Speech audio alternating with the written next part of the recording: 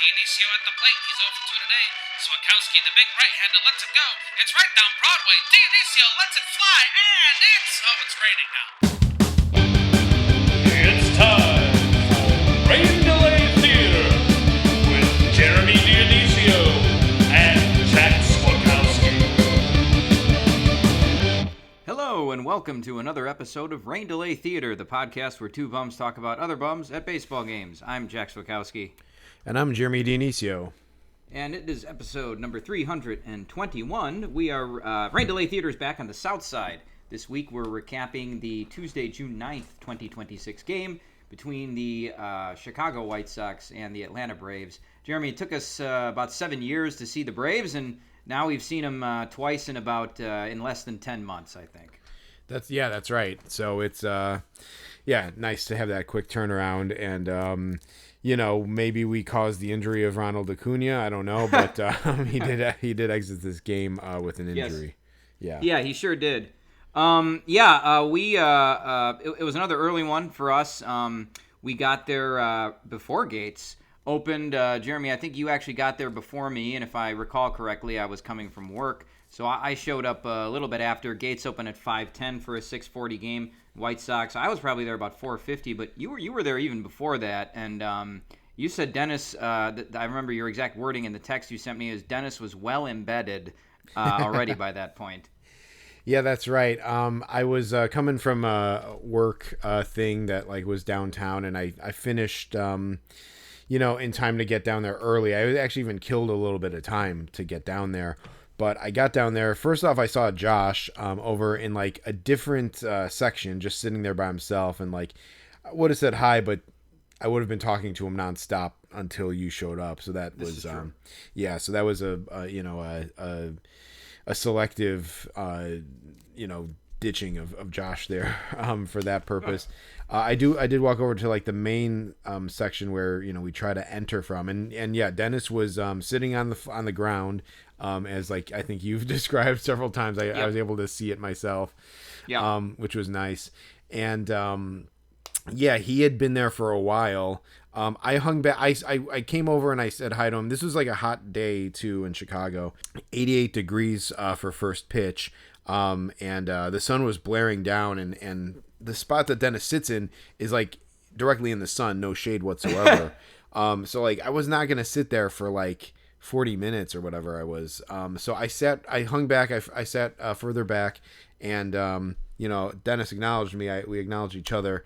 And then I was kind of hung out in the shade. Eventually, some more people started showing up, and I decided to grab a spot because I was able to get the first spot in one of the open lines.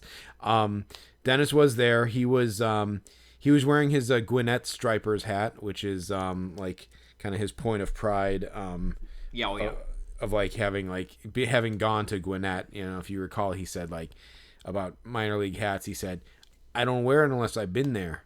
And and so I was wearing my Toledo Mud Hens hat, which is navy blue and red, so it's similar colors to the Braves. And I walked over, and Dennis goes "Hey, Toledo Mud Hens, that ain't the Braves." And I'm close enough. And he goes, "No, it's not." Just like that. I'm okay, well, I don't know what to say to that. And then he starts pointing into his hat, and I go I said, just as an Easter egg to myself, an inside joke to myself, I said "Oh, you've been there, right?" And he's "Yeah, that's right, I've been there." Yep. Oh, he loved that, I'm sure.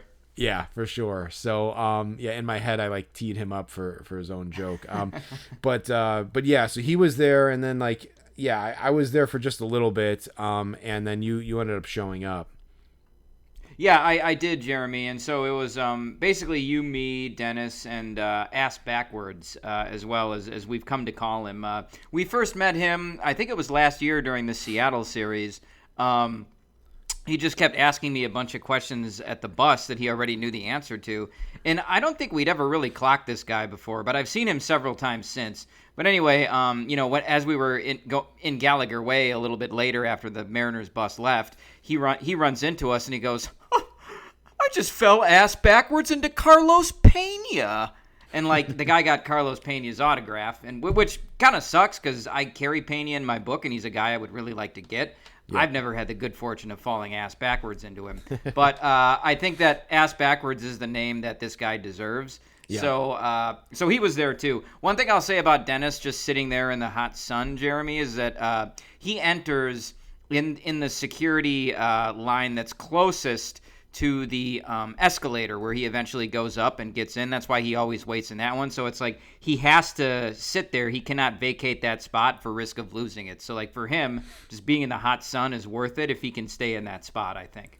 Yeah, most definitely. He's just, we were saying like he's, even with his spot for graphing, it's like he's like bound to that for life now. Like he can never give that up until he just gives up graphing because he just couldn't like let one of us get ahead of him. It would just be like too much of a downgrade in life. So I should say too, I forgot to kind of say this, but like Dennis did say when I talked to him, he's like, yeah, I got Bob Costas. Man, I forgot to say this, but previously, the day before, I think it was the day before, no, it was 2 days before, Bob Costas was in Chicago doing the Cubs-Giants game for NBC, and he stuck around town to do this White Sox-Braves game because they were doing this like 80s throwback broadcast, and so he got Bob Costas, and I had gone down to Wrigley on Sunday night to try to get Bob Costas, and I couldn't spot him, so it was kind of a bummer. But Dennis got him as he was coming into the stadium, and he said like, yeah, I got him a couple hours ago, which like, so Dennis was there for like multiple hours, which is just crazy. But it was funny, real quick, just a quick aside, like he said like, yeah, I don't know. I said like I was trying to get him Sunday. And he's like, yeah, I don't know what he's doing here. Like, I don't know if he's, doing the game. Like he said, someone said he just wants to hang around and be at the game. And then he's like, but I don't know, but someone else said he's working the game tonight. And I was just like thinking about that. And I'm like, like innocent little Dennis. Like Dennis is like a retired man at this point. He's like one of the most cynical, like grizzled, crusty veteran guys, and like in his mind he still thinks that like Bob Costas stuck around Chicago just to go to the White Sox game just because he loves baseball like in his heart so much. It's kind of funny. I mean, like, yeah, it's just other guys I would say absolutely no way. Bob Costas, I could kind of see it, but like no, Dennis, he was working, man. Absolutely. And, to your point about Dennis being there for multiple hours, I'm sure he probably did the hotel before he even came to Guaranteed Rate Field, too. That's just sort of his MO. He's told me, like, he'll get to the hotel at 10 or 11 in the morning. He'll stay till 3 o'clock, and then he'll come to the stadium. So we'll get to this a little bit later, but, I think Dennis is finally doing his dream job now, even though he's very pointed about not making any money off of this and about not selling. But that's just what he does, which is why he's just become inevitable because he doesn't work anymore, so he's always going to be there. Yeah, most of it. Geez, he should. I didn't even think about that. That he gets down like in position like for like for the hotel. He should just ride the team bus with the players at this point. He should pull like the franchise, whatever, Cape Fear is back on Apple TV now. He should pull a fucking Max Cady and strap himself underneath the bottom of the team bus. Oh, that's a funny image, Jeremy. I'm glad he gave me that one. I haven't started watching that, by the way. I'm waiting till it's all over. Yeah. I think it's going to be good. Okay, but yeah. So anyway, that was the scene as we were waiting for gates to open. So around about 5 minutes before the gates were to open, I feel like there hasn't been enough buffoonery at White Sox games lately. So we got some here. Yeah. This security guard, he wasn't like a supervisor or anything. He just looked like a random guy. He started taking this what appeared to be a big like white stick and like dragging it through the insides of the metal detectors. He would go up and then he would scrape it across the top of the thing and then like go down again. And eventually we came to find out that the guy was trying to get spider web. He was trying to get spider webs off of the metal detectors. It was a spider stick, basically. I think Dennis called it a spider stick. Yeah. And there actually was a spider web on one of these things, and he got the stick down. But Jeremy, we later found out. Well, first of all, I've never seen anything like that before at all. Also, if you're gonna do that, it's not very good show quality if you're in front of the patrons that are about to walk in. If you're just getting spider webs off of your metal detectors.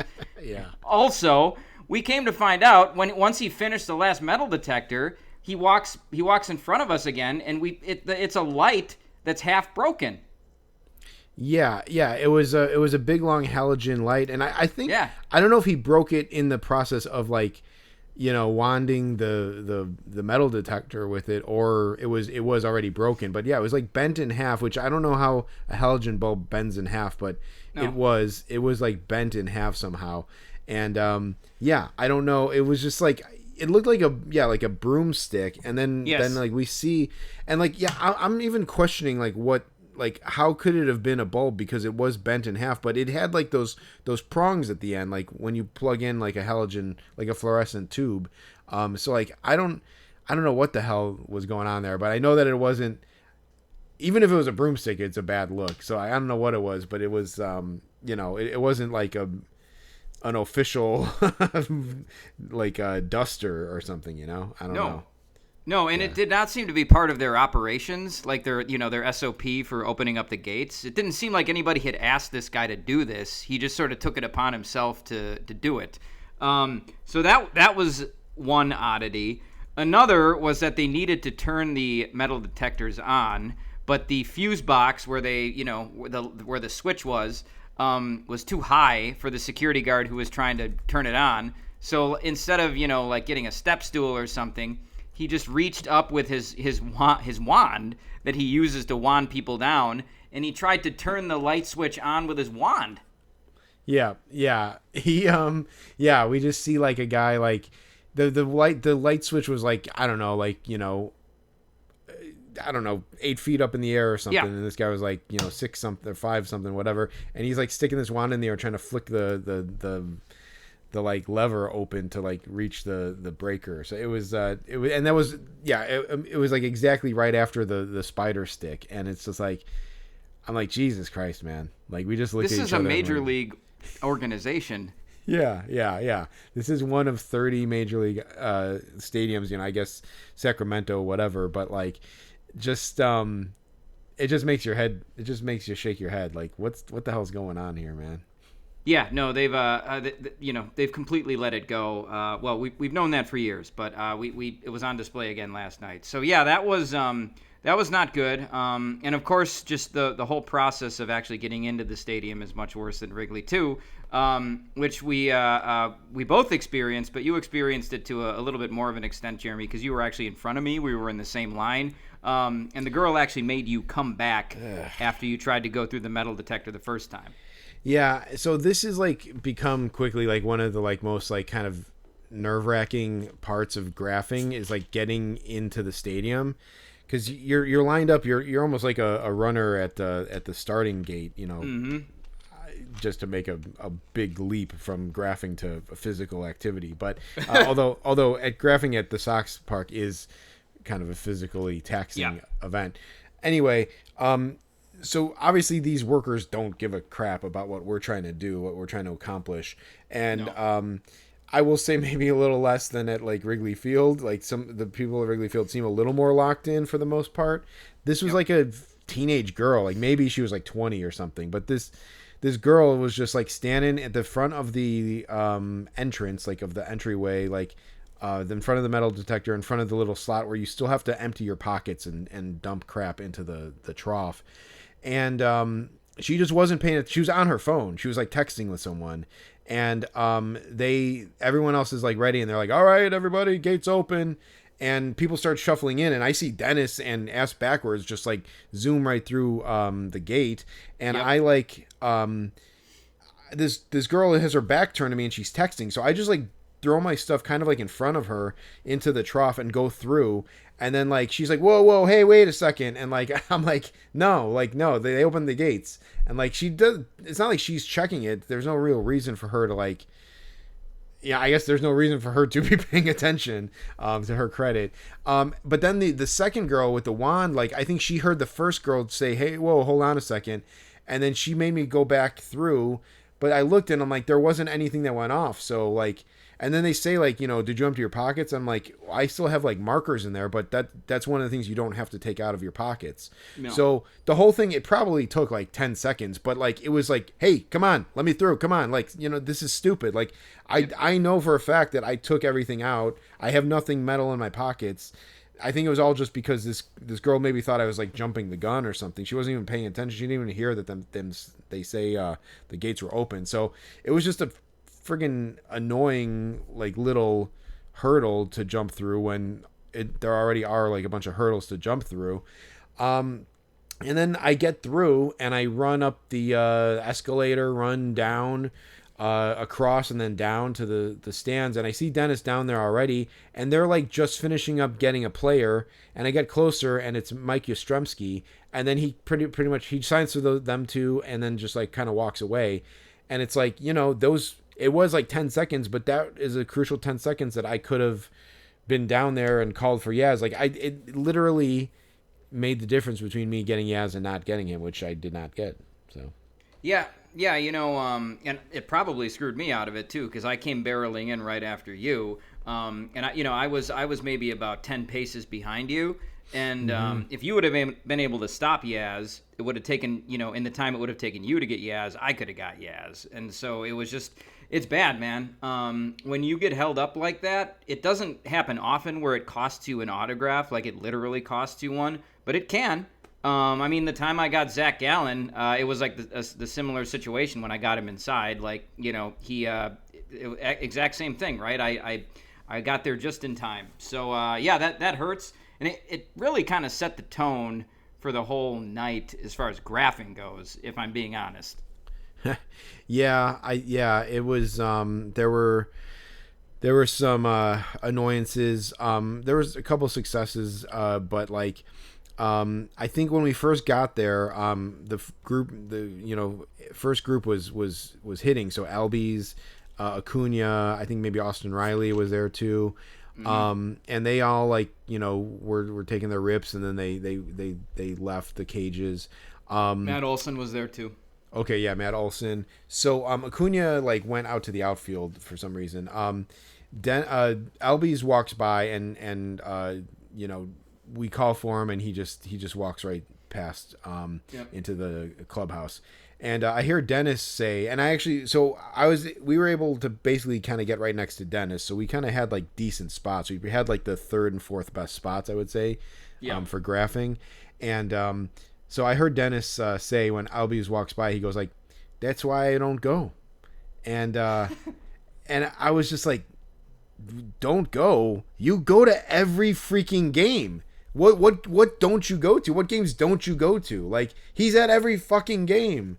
And I'm like, what is he talking about? That's why I don't go. And it's like, He was saying that for his own, like, you know, pacification. But I'm like, dude, you know, you go to all these games. Like, what don't you go to?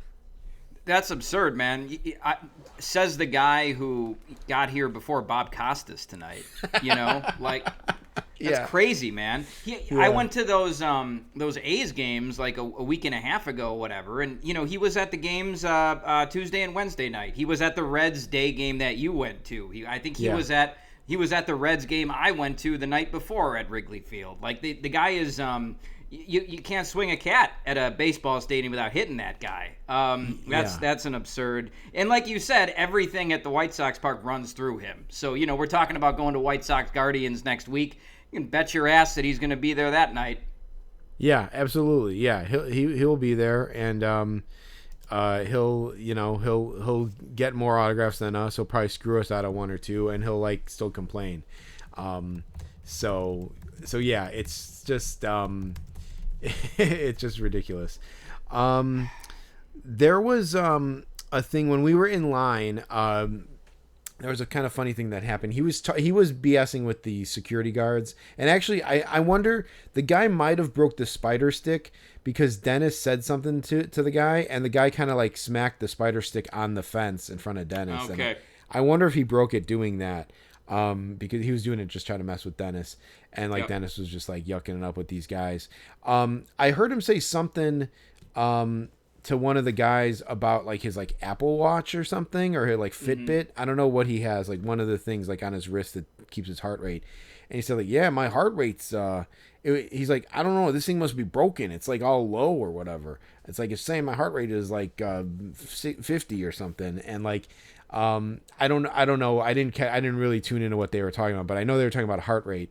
And so then when we get down into the shit, into like the graphing pit, Dennis is like, you know, these we're in it, and again, like I described it, it's like this like writhing ball of like men like sweating on each other, getting autographs, and like Dennis is in there, and like at some point he looks at his watch, and I feel like he like touched his like his neck, like he was feeling his pulse, and I go like, because, and again, this is like my own little inside thing because I heard this conversation. I go like, hey Dennis, your heart rate spiking a little bit.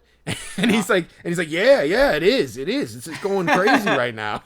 And it's like, I only knew that because I heard him have that conversation, and he didn't like, you know, question how I knew that, but it was just funny. Like I was kind of like fucking with him a little bit. Yeah, that was that was good, Jeremy. I was right there for that. You heard part of this conversation, but he was talking to the security guard at one point about the Dodgers and Yankees homestand that's going to be happening in early August, so at Wrigley Field. So I think the way that homestand goes is it's Yankees Friday through Sunday, and then Dodgers Monday through Wednesday. I think we've already heard Nick talking about it too, maybe earlier this year. It's the series that everybody has their eye on because they know how crazy it's going to be. You know, you and I have already talked about how that series is going to be pointless to graph. Might as well just avoid the buses at least, just because there's no point. It's a waste of time to try to graph those two teams. So Dennis was talking about that with the White Sox security guard, and he goes, yeah, I made sure I'm on vacation that week. But it's like, you know, again, vacation. Like, vacation from what? From getting autographs? And I can't imagine Dennis sitting on a beach somewhere with an umbrella drink, just like kicking back and be like, oh man, you know, thank God I'm not getting autographs right now. Like his version of a vacation is going to Gwinnett or going to Syracuse. So when he says because he told me he's been to Syracuse too. So when Dennis says he's going on vacation, he's just going to go get autographs somewhere that's not Chicago for like 5 days. That's what he's going to do, I predict. Yeah, I agree. I you know, he's gotten to this point, being retired and now being at pretty much every friggin' game, that like, yeah, I'm not sure. He could do whatever he wants. It seems like, you know, he could retire somewhere else, but yeah, he's chosen to be at every single baseball game held within the city limits of Chicago. So yes, and so yeah. He got him and Ass Backwards got Dom Smith over, and you know, at this point, like a lot of kids had gathered and stuff. So you know, there were a lot of people there at this point. So Dom Smith starts to sign. He signs for Dennis. He signs for Ass Backwards, and he goes the other way. So he goes more towards like behind home plate. He goes in that direction, which is where most of the kids are. And so this is something we talked about last week, Jeremy, with Logan Webb, right? Where, like, you know, when a guy starts to sign a lot in one area, you worry that he's going to peel off and not sign for you, even though you should get his autograph too because you've been waiting there. So, yeah, that's what Dom Smith does. Like, he's signing for all these kids, and it's starting to look dicey whether or not you or I are going to get him. But his momentum eventually starts to take him back towards where we are. But then the security guard, like, I think some kid who wanted Dom Smith, like, gave this security guard who was standing there a hat. So the security guard hands Dom Smith the hat. It kind of stops Dom Smith's momentum in our direction. Smith signs the hat, gives it back to the security guard, and then that, like, broke the spell, and Dom Smith stopped signing. And that one kind of pissed me off because I don't like it when security guards try to control the narrative as far as, like, you know, in the Houston game, right? When the security guard was like, "Hey, let the kids take a picture here, etc." Like, it's fine if, like, they want to stop people from, you know, harming players or running on the field, which is what they're there to do. They're not there to police the autograph situation. So I was kind of pissed because I've been wanting Dom Smith, and I know you need him too. and I just kind of threw my hands in the air and was like, the hat fucked us. And it did, in my opinion, like the security guard doing that fucked us. And I probably said it loud enough for the guy to hear. But Dennis liked that one. He looks at me and he laughs and he goes, the hat fucked us. And let me tell you what, man. Like Dennis's the line between like Dennis 100% agreeing with me and thinking that my statement was funny as like a joke was the ink on his own baseball card. Like he would have been right there with me if he hadn't gotten Dom Smith, but he was, so he was happy as a pig in shit. But that was upsetting to me, Jeremy, to not get Dom Smith because I was the next guy he was supposed to sign for. Yeah, it's I will say, I benefited from that security guard kind of getting involved on Curtis Mead when we graphed the Nationals.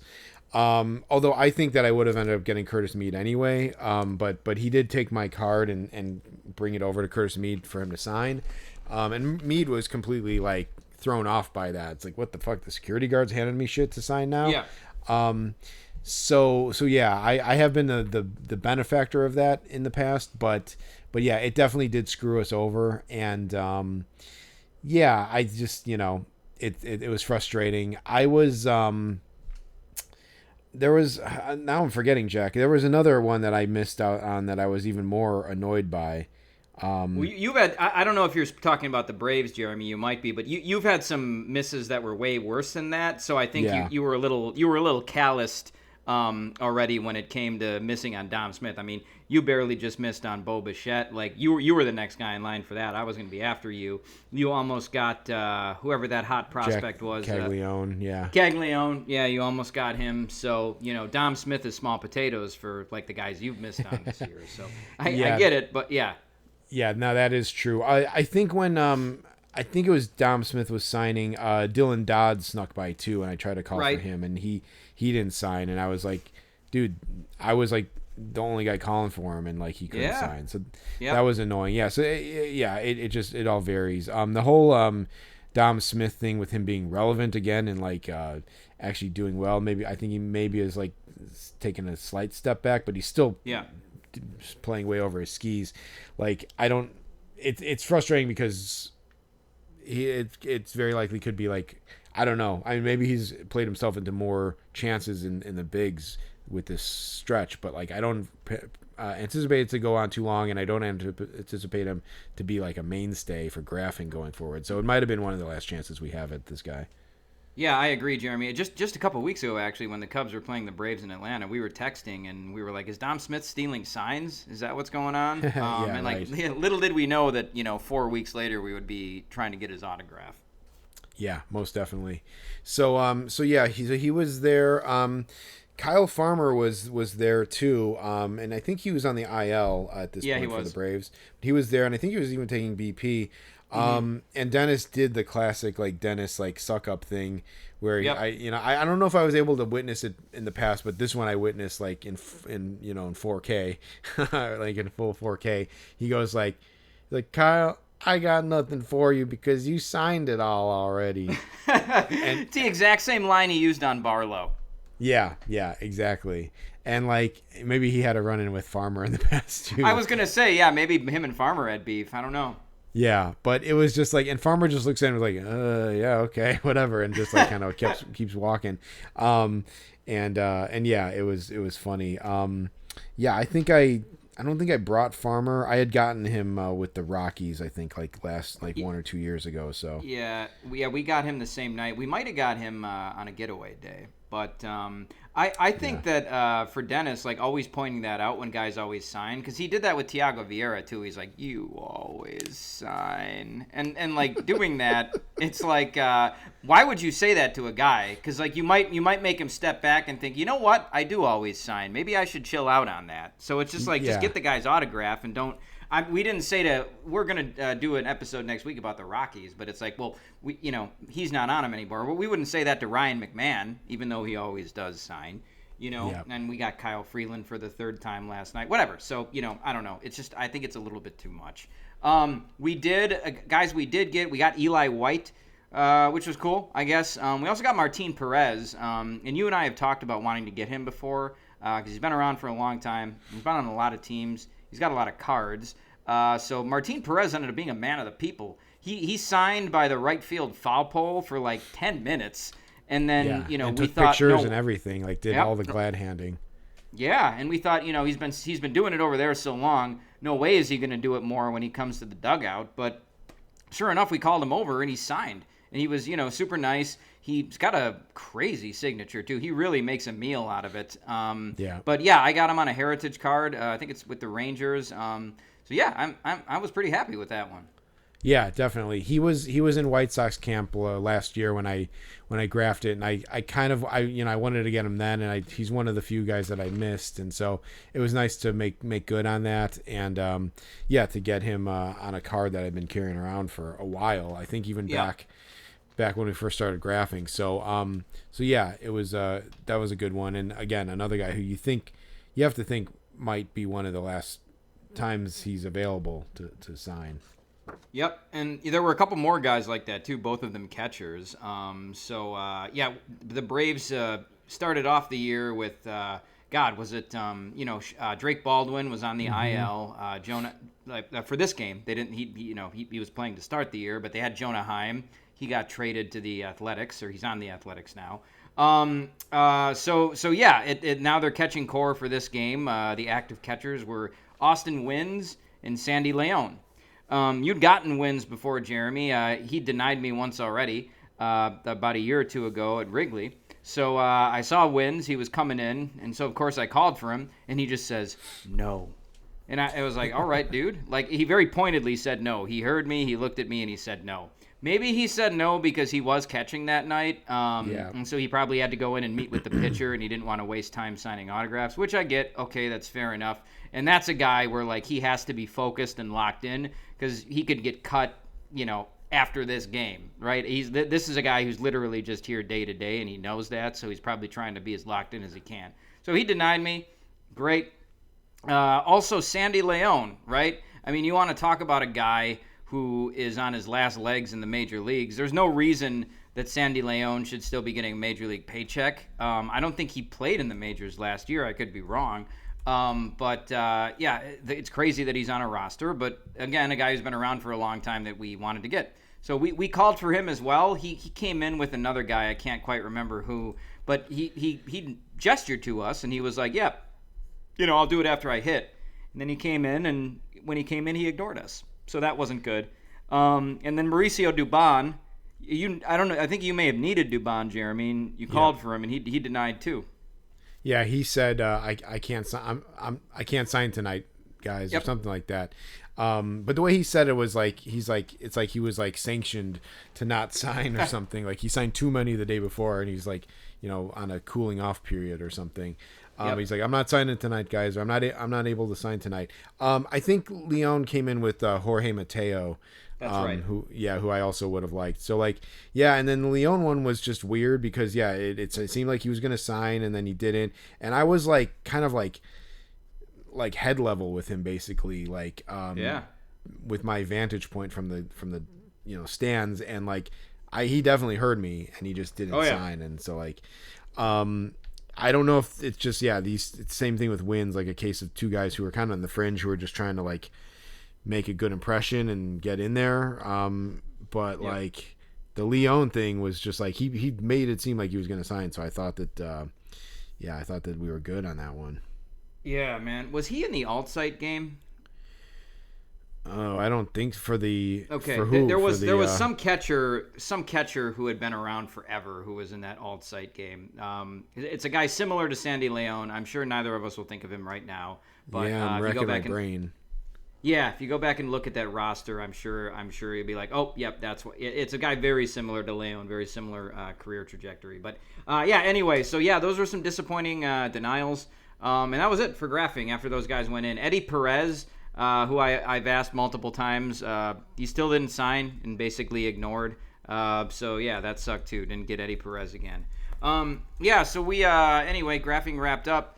We grabbed some seats. Jeremy, there was this couple, they were a young couple, probably in their mid-20s, but they had Cubs gear on.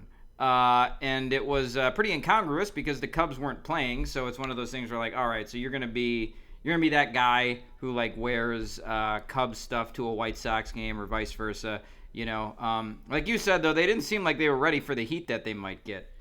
No, they were just like this like clean cut, like fresh faced couple, both wearing Cubs gear as if they were at Wrigley Field and just didn't know they were at the wrong stadium. But they were just like these two smiley, fresh faced people, and I'm like, are they ready for like? Are they prepared to get like shit on and yelled at and maybe have stuff thrown at them, because that's what's going to happen. And they look completely clueless, and so I don't know what happened to them, but yeah, it was kind of comical to see. Yeah, they took a picture, in front of the field. Like I saw them ask somebody if they could get a picture. So it's possible that it was their first White Sox game.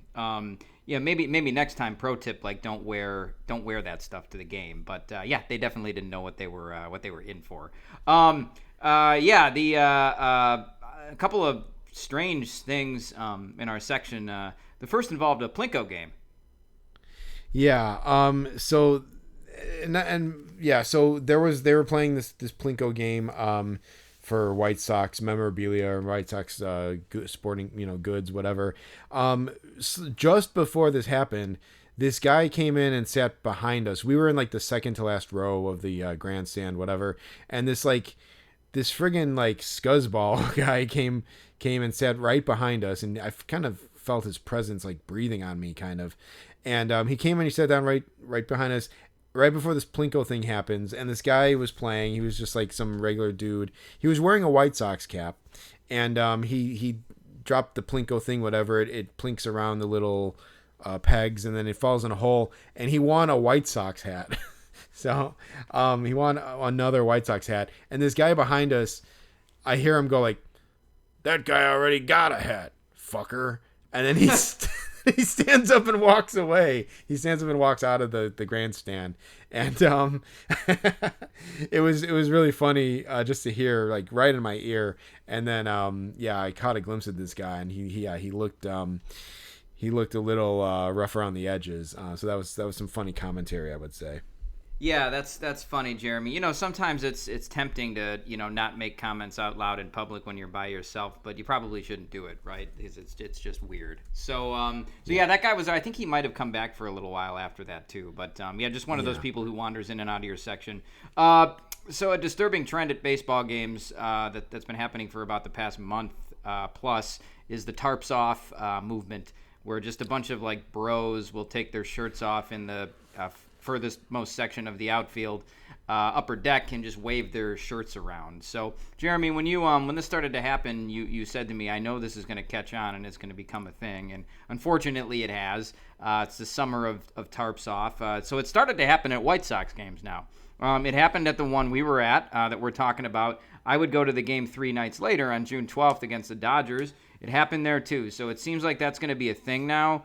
Anthony Rizzo was Sox doing game. it at that A's walk-off game. So like, okay, I mean, so that's how you know it's not funny, right? So it's just like interesting. So that, and the fact that a guy like that is encouraging it too is terrible. Like, who the hell wants to see a bunch of guys with their shirts off? I sure don't. So but it's just it's just not something I really want to see. I'd prefer to.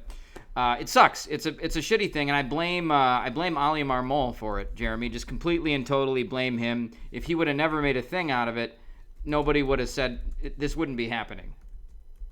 No, it really just caught on, and just when I heard the story of it, I was like, I knew it was going to be a thing, and he none of it needed to happen. So no. It was super annoying. We saw like a group of guys like in their 20s or whatever storm out of our section, and we were like all the way down by like first base basically. Mm-hmm. These guys rushed up the aisle and then just disappeared, and it was like 15 of them or so. It was like a whole procession at least. of the guys. So like they disappeared, and then like about like an inning later, we saw them all up, and we saw the tarps off section blow up, and we're like, oh, that's where those guys were going. Now, yes, it's annoying. I hate any of this fucking like look at me shit. And like to do something like that, it's just like it's annoying. And I personally like, to me, it's just like showing that you're not paying attention to the game at all. Sure. And so it was really just pretty frustrating, and it just kept growing and growing, and the game was like getting closer. Like, Well, yeah, Jeremy. So as you said, it kept getting bigger and bigger. Like it grew like a weed. First, it was like half of one section in the left field upper deck, and the furthermost point by the foul pole, and then it eventually, by the end of the game, it was 2 full sections of dudes with their shirts off, all waving their shirts, all constantly screaming, whether the White Sox were making a comeback or whether the Braves just took the lead with a 3-run home run. It was just these guys were just constantly screaming, and they kept doing the Seven Nation Army chant, oh.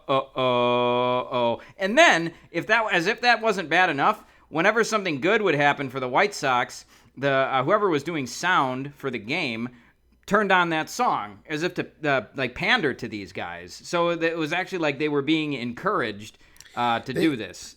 They were doing it when the Sox were pitching, and it's like that is not when you're supposed to be like doing that, like making noise like that. Like maybe like on the like a 2-strike count with 2 outs, like you kind of like the crowd swells, but like not like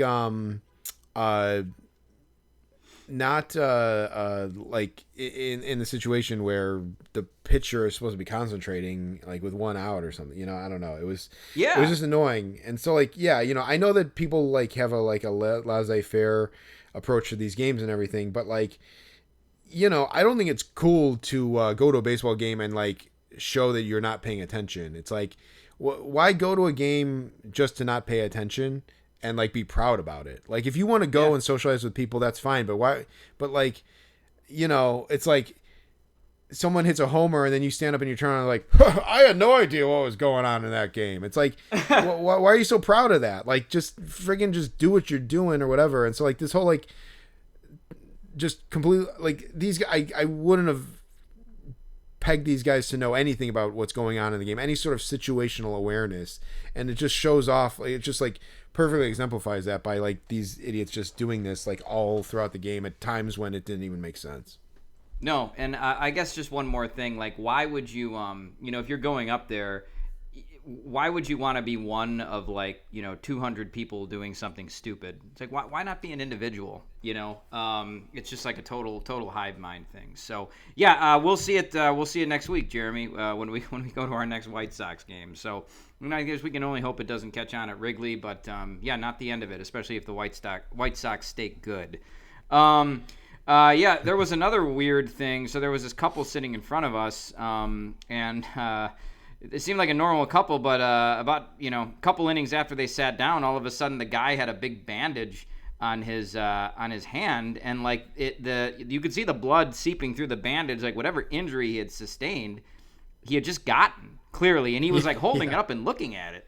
He was like doing the thing where he's holding the wound up like over his heart to stop the bleeding. Like I don't know if you know that move, Jack, but yeah, it's like you go against like the blood flow to like stop it from like actively bleeding.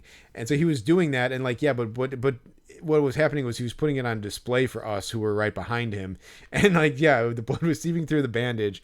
And the guy was just like kind of like, I don't know what happened. Like he was just going about his day, and then like I'm like, dude, you're bleeding, like So we never saw it happen. I think I clocked them before it happened, and they seemed to be going along fine, and they didn't look like knuckleheads. Like it didn't look like this guy like sustained an injury from doing something stupid. I don't know if he just scraped his hand against one of the metal parts of the seat or something, and then after it happened, I kind of like lost track of him or whatever. But Jack, it made me think of a funny story that involves Mark Bubblebath, which I feel like I should, when I owe it to the listeners to bring up Mark Bubblebath story whenever possible. Yeah. So there was I don't think Mark would would mind me telling the story. And I don't think we've said it on the podcast before. I might have. I don't remember if I've even told you. Personally. I think Jack. I know where you're going with this, but yeah, continue because I don't think it's ever been documented.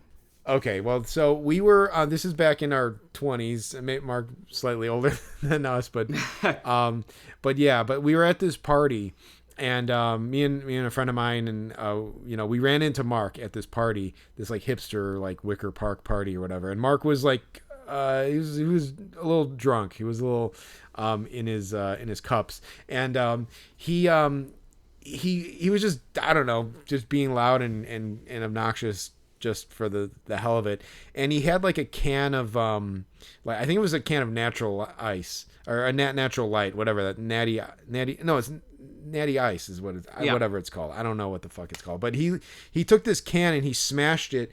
He like crumpled it in his hand and he smashed it against the wall and just was like, ah, like that. I don't know why he did it, just to be goofy and probably because he was drunk. And I think in the process of doing that, he gashed his hand open. On this like fucking jagged aluminum can, he like gashed his hand open, and it was bad. It was nasty, and it was like bleeding profusely. Oh my god! And this was like a Saturday night. We were at this party. Now the subtext of this was that me and Mark had Bears tickets for the next morning. Noon kickoff game. I think it was against the Arizona Cardinals. At the time, they were Arizona Cardinals, and we were supposed to go to this game. It was going to be Mark's first Bears game of his life, and I had gotten the tickets from like my girlfriend at the time's like parents or something, and they were like nice seats. Like, she wasn't rich or anything, but like, I don't know, there was some kind of connection or something. They got these free tickets. They gave them to me. I invite Mark to it, which is probably a bad move. And so we're at this party at like 2 a.m. or something, and he's gashed his hand open on this like can, and he's bleeding. And I'm like, dude, what's wrong with you? Like, we're going to the Bears game tomorrow. Like, what the hell? I'm like, you need to go to the hospital and get stitches, like, because it was that bad. It was just bleeding that much. Jesus. And meanwhile, this is in someone's house, like someone's apartment. I don't know what the fuck. Like, he probably like left a puddle of blood in this guy's apartment, whatever. And so whatever, I'm just like, I'm not going to worry about it. I think Mark like grabbed some like paper towels and some like electrical tape, and he like just taped it up or whatever. Oh. And so I'm like, all right, Mark, I'll come get you. I'm coming to get you tomorrow, like 10 a.m., be ready, whatever. And so I pick him up the next day, and like, yeah, I think his hand was all like electrical taped or duct taped up or whatever. And I'm like, dude, you're fucking insane, man. And so like we go to the game, and I'm like, hold on, dude, I got this great idea.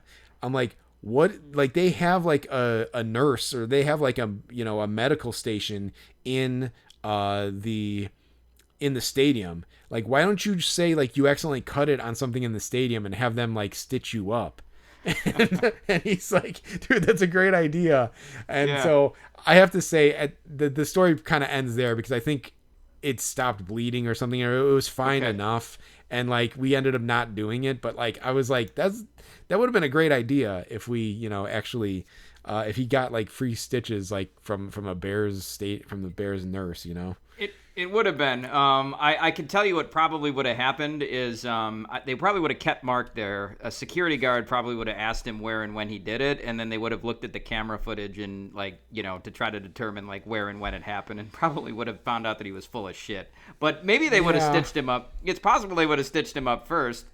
The only thing I'd say is like, this was a long time ago. This is like maybe like 2003 or something. So I don't know if they would have been as diligent, but I totally get it. Like that, because like it could have been, they could have been like liable for that if it happened in the stadium. So yeah, that's awesome, Jeremy. And yeah, we'll never know why Mark did that. I feel like you were telling me this story in front of him one time, and he remembered why he did it and didn't want to say. But we'll leave that a mystery. But that's an awesome story for sure. Yeah, for sure. So anyway, the game rolls on, whatever. I think let's see, when did this happen? It was the ninth inning, I guess. The Sox were trying to get to the bottom of the ninth, because the game was tied up at this point, I believe. The Sox, they kind of came back, and tied up this game against the Braves, first place Braves. And at this point, some woman like wandered in to the stadium, and she was behind us, and she was cheering on the Sox, and Albies was batting, and I think he had like 2 strikes on him maybe. Yep. And I think the stadium like DJ started playing like, it's like the funeral bell. I don't know if it was like the Undertaker's theme music or whatever. So it was. You may have been out of wrestling at that point, Jeremy, but that little clip of that bell, that funeral bell, is what the Undertaker would use at the start of his music. So you would hear that bell, yeah. And the lights would go down, and then and then what happened next is what happened next. Yeah, for sure. I mean, yeah, he always had that bell. I didn't know if they played the actual music and stuff, but they played this funeral bell, and the woman behind us goes like, "Dead man walking, dead man walking," yep. and then they struck Albies out, and then I think they played the bell again, and then she's like, "I told you, that's what I said, dead man walking, dead man walking," and it was funny because like, and this lady wasn't there for the whole game, but like, not only did she pipe up at that time, but she was like saying like, this very specific like kind of heckle, and so it was that was pretty funny. And I guess that's a product of White Sox, playing the better now, No, definitely. So that Jeremy, this was later in wrestling, so I don't think this was happening when you were watching. But that bell would happen, and then you would hear the Undertaker say, "Dead man walking," and then like his music would start. So that I think that was the genesis for why she was doing it. But she was totally like, "Dead man walking," and so when I was at the Dodgers game, White Sox Dodgers, they did the same thing. So I think we're gonna see this when they have 2 outs and maybe 2 strikes in the ninth, and they're gonna win the game, or go into the ninth with a tie. They're gonna play that, and it was. Yeah. It was hard for me. Go ahead. Yeah, no, this lady's a smart mark, I guess. She like knows all the inside wrestling stuff. Yes, and totally. And like when I heard that bell in White Sox Dodgers, it was hard for me not to say that. So I might have to like that might have to be a thing when we're at White Sox games now, where we say that when we hear that. But I definitely want to. So yeah, that's some good game day experience. I think I think we talked about doing an episode for a week we don't have a game, where we talk about the game day experience from start to finish at both White Sox and Cubs. So that'll be a fun episode when we do it. But this is definitely, the Undertaker stuff's definitely becoming part of it. Yeah, for sure. So and hopefully we get more boisterous White Sox fans outbursts. Now that the Sox are playing better too. So right. Although maybe not quite like the one that happened next. Because so we get to the extra innings. The Braves actually like took the lead in the top of the 10th. So they were up. I think it was 5-4 at that point. And we should say this was the major league debut of Braden Montgomery. Kind of like one of the keys. Him and Kyle Teal, the 2 kind of key members of that. Garrett Crochet trade. I think they also. Yep. I think they got Mydroth in that trade as well. So, or no, they didn't get Mydroth. I think that might have been a separate trade. But came over in the trade. Makes his debut. Was tearing it up in the minors. He had gotten his first hit and RBI earlier in the game, but he comes up with 2 outs in the 9th, down by 1, and he knocks a 2-run walk-off homer to win the game for the White Sox. It was pretty exciting. Jack, you gave me a look like, I don't know if I've seen from baseball, like in a baseball game in a long time. Like it was the same look you gave me when you pulled that Paul Skeens autograph card. Yeah, there you go. Can it you was believe a look it? of like shock.